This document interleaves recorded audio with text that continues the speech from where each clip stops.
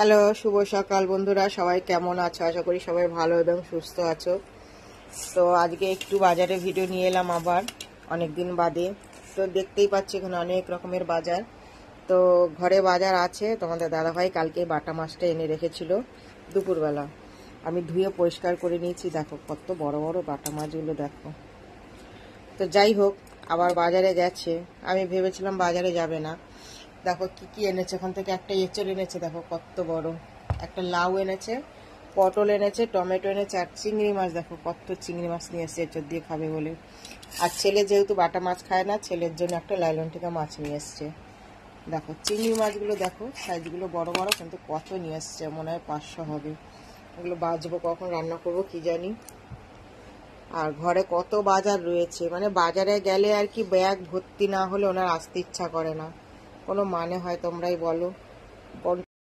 তো বন্ধুরা, বাজারটা তোমাদের দেখালাম, কোনটা দিয়ে কি রান্না করবো বুঝে পাচ্ছিলাম না। তো যাই হোক, ফাইনালি ডিসাইড করেই নিয়েছি কি দিয়ে কি রান্না হবে। তো চলো দেখাই কি রান্না হচ্ছে। দেখো এখানে এঁচড় কেটে একটু হলুদ দিয়ে সিদ্ধ করে জল ঝরিয়ে নিয়েছি। আর এখানে মাছ ভেজে তুলে নিয়েছি। এখানে চিংড়ি মাছ ভাজা হচ্ছে, চিংড়ি মাছ দিয়ে এঁচড় রান্না হবে, আর মাছের ঝাল হবে, চাটনি হবে। আর এখানে হচ্ছে মাছের মশলা, এটা হচ্ছে আদা জিরে আর টমেটো একসাথে পেস্ট করে নিয়েছি।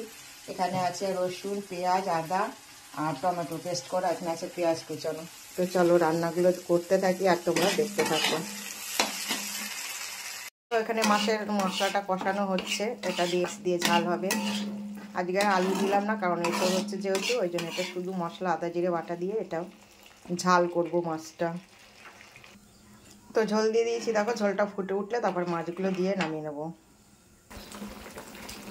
মাছটা আমার হয়ে গেছে দেখো বন্ধুরা। এখন একটু গরম মশলা দিয়ে নামিয়ে নেব।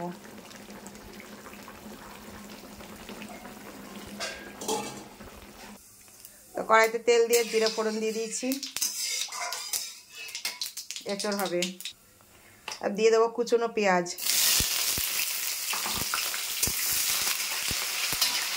দেখো পেঁয়াজটা আমার লাল লাল ভাজা হয়ে গেছে। এবার দিয়ে পেস্ট মশলাটা। তারপরে একে একে বাকি মশলাগুলো দিয়ে দিয়েছি, সেটা তোমাদের সাথে আমি দেখাতে পারি। নুন হলুদ একটু গুঁড়ো লঙ্কা সব দিয়ে এখন বেশ খানিকক্ষণ মশলাটা কষাবো। বন্ধু মশলাটা আমার কষানো হয়ে গেছে। তারপরে দিয়ে দিয়েছি আলুটা। এবার আলুর সাথে বেশ খানিকক্ষণ আবার মশলাটা কষাবো। আলুটাও একটু ভাজা ভাজা হবে আর মশলাটাও ভালো করে কষানো হবে। দিয়ে দেবো ভাজা চিংড়ি মাছগুলো।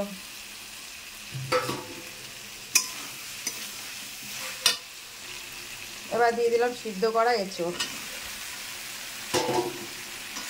চিংড়ি মাছ দিয়ে এঁচড় দারুণ লাগে। তো দিয়ে দিলাম জল, দেখতেই পাচ্ছ। এবার চাপা দিয়ে দেবো।